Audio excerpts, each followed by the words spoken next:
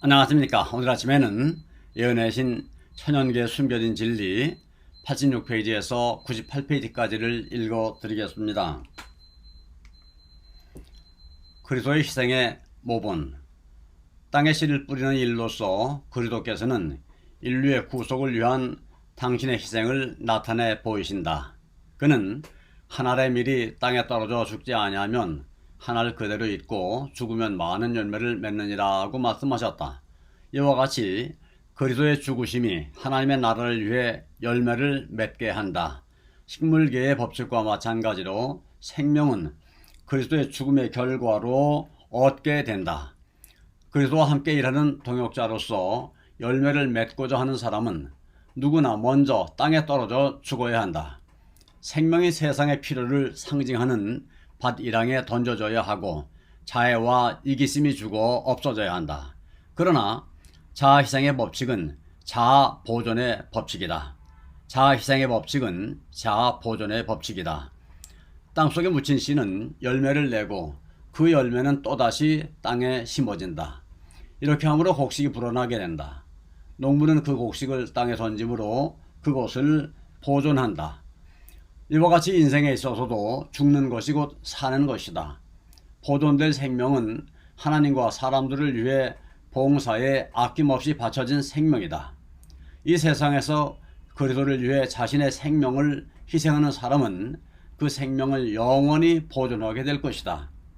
씨는 새 생명을 내기 위하여 죽는다. 우리는 여기서 부활의 이치를 배운다. 하나님을 사랑하는 모든 사람은 하늘 에덴에서 다시 살게 될 것이다.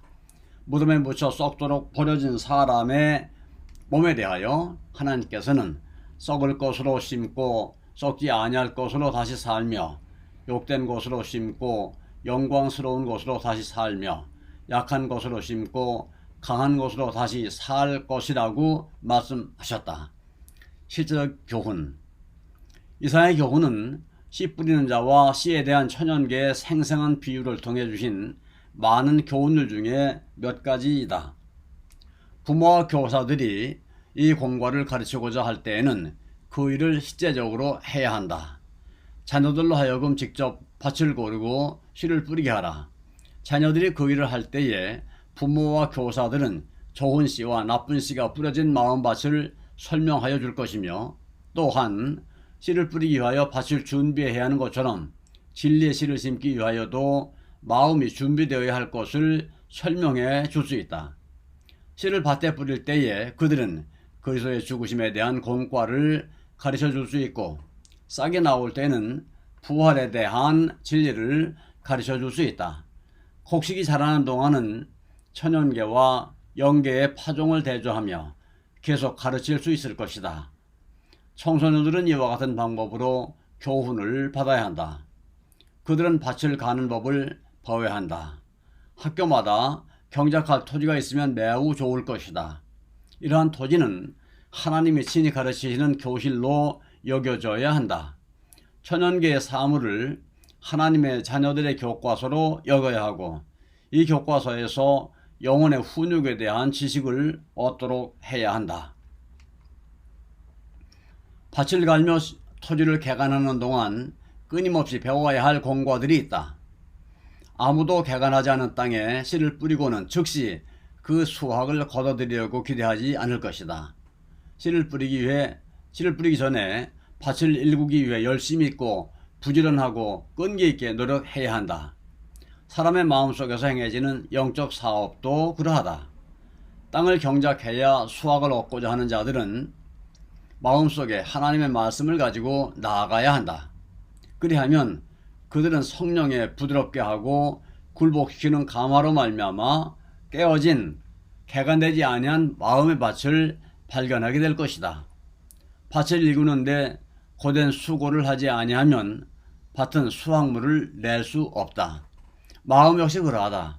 먼저 하나님의 성령께서 역사해서 마음을 개선하고 단련시키지 않으면 하나님께 영광이 될 열매를 맺지 못한다.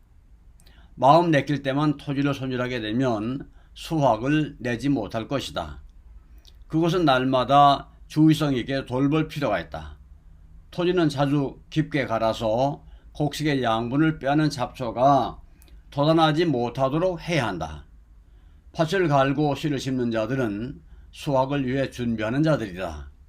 그렇게 준비한 자들은 아무도 저희의 기대에 어긋나는 흉작으로 인하여 한탄할 필요가 없다.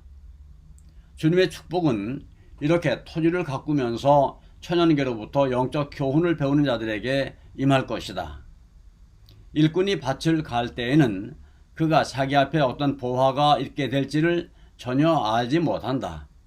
물론 그는 경험 있는 자들과 지혜로운 자들의 지식과 교훈을 멸시하지 말아야 하되 스스로 교훈을 얻도록 힘써야 한다. 이것이 그가 받는 훈련의 한 부분이다. 땅을 가꾸는 일은 마음의 훈련에 이바지한다. 씨가 싹이 트도록 하시고 자랄 힘을 주시며 밤낮 없이 돌보시는 분은 우리의 창조주이신 하늘의 왕이시다. 그는 지금도 여전히 더욱 크신 보호와 관심을 가지고 당신의 자녀들을 돌보고 계신다. 씨를 뿌리는 사람은 이 땅에서 그의 생명을 유지하기 위하여 씨를 뿌리나 거룩한 파종자께서는 영생의 열매를 맺게 하기 위하여 우리의 심령 속에 씨를 뿌리신다. 제7장 누룩과 같으니라. 교양 있고 세도 있는 많은 사람들이 갈릴리에서 온 선지자의 말씀을 듣기 위해 몰려들었다.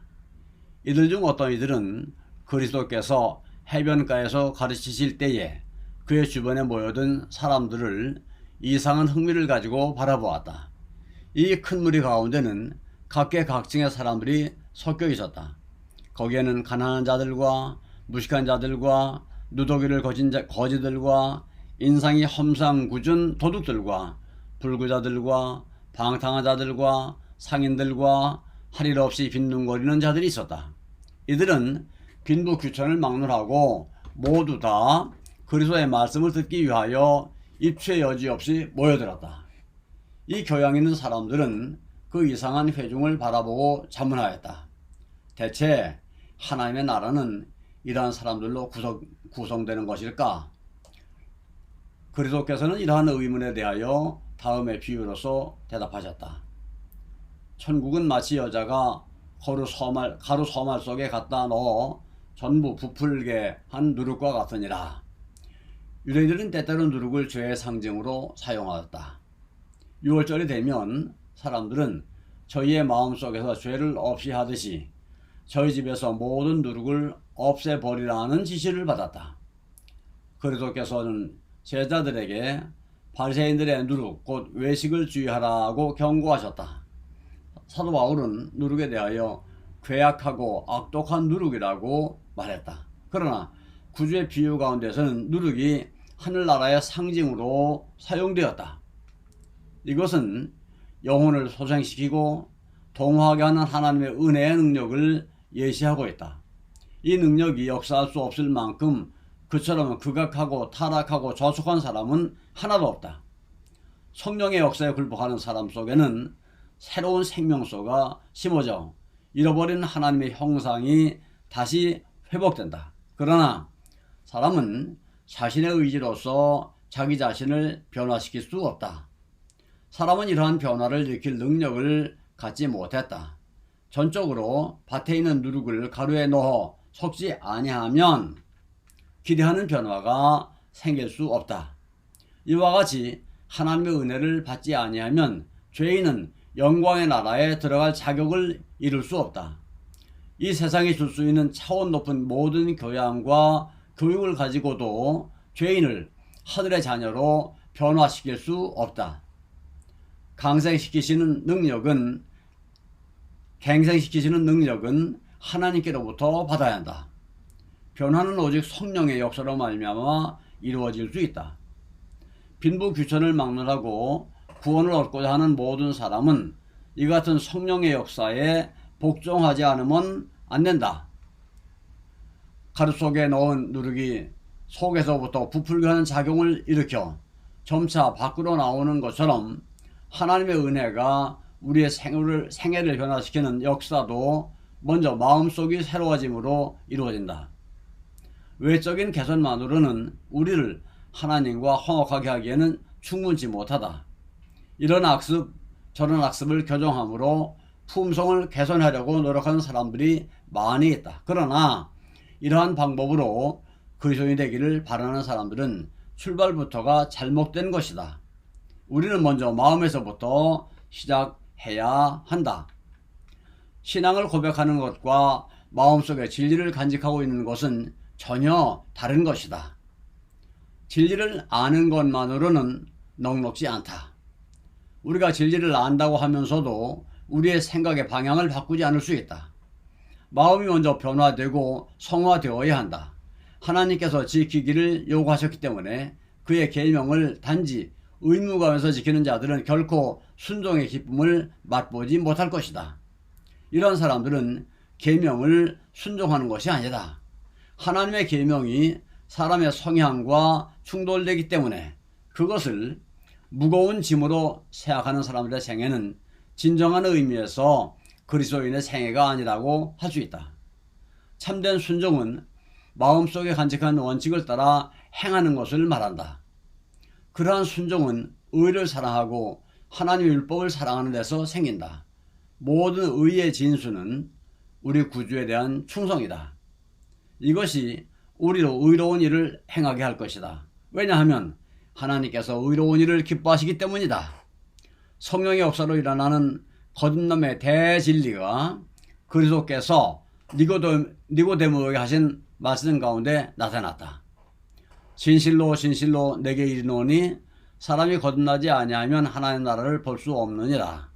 육으로 나는 것은 육이요 성령으로 나는 것은 영이니 내가 내게 거듭나야 하겠다는 말을 기히 여기지 말라.